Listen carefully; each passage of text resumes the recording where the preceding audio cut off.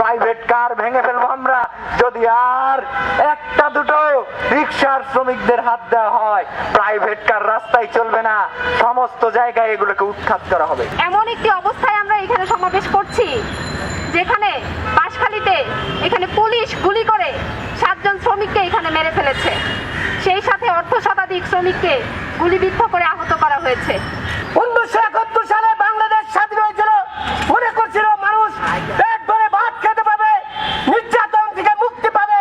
আজকে সেই কোথায় দিন 25টা জুটমিল বন্ধ করে দিয়েছে। বরিশালে কালকে দেখলাম কিভাবে রিক্সা শ্রমিকদের পিটানো। এইভাবে রিক্সা শ্রমিকদের পিটায় না আমার বাংলাদেশের পুলিশ, এটা পাকিস্তানের পুলিশ না যে এইভাবে রিক্সা লাগা পিটেবে।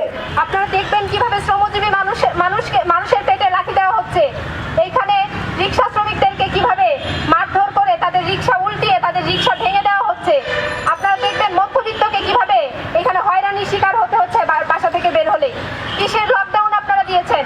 যে লকডাউনে জনগণ না খেতে পেয়ে মরে যায়, সেই লকডাউন জনগণ মানে না। এই পুরো লকডাউন জুড়ে আপনারা দেখবেন সবচেয়ে বেশি কাজ হারিয়েছে কিন্তু এই শ্রমজীবী মানুষ, সবচেয়ে বঞ্চিত হয়েছে এই শ্রমজীবী মানুষ। এর মোকাবিলা করতে গেলে আমাদের যে মিত্র শক্তি আজকে সবচেয়ে বেশি শ্রেণী বিদ্বেষের শিকার হচ্ছে এই শ্রমজীবী মানুষ, তাদের পক্ষে দাঁড়াতে হবে। আপনারা দেখবেন যেই দেশে সমাজতন্ত্র আছে তাদের করোনা ভাইরাসে পায় নাই। এই পুঁজিবাদ সরকার যেখানে আছে করোনা ভাইরাস একেবারেই ধ্বংসের পথে নিয়ে গেছে।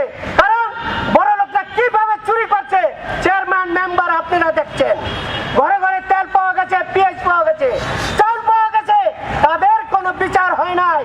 আজকে শ্রমিক হত্যা করা হচ্ছে, বিনা দোষে বিনা কারণে শ্রমিক পিটানো হচ্ছে, কিন্তু চোরের বিচার হয় নাই।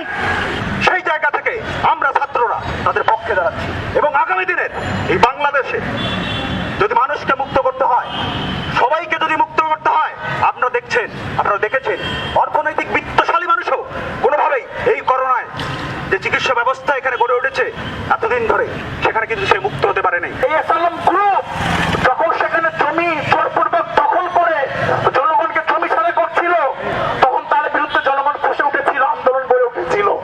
সে আন্দোলন আপনি গুলি করেছেন, 4 জন গ্রামবাসীকে হত্যা করেছেন।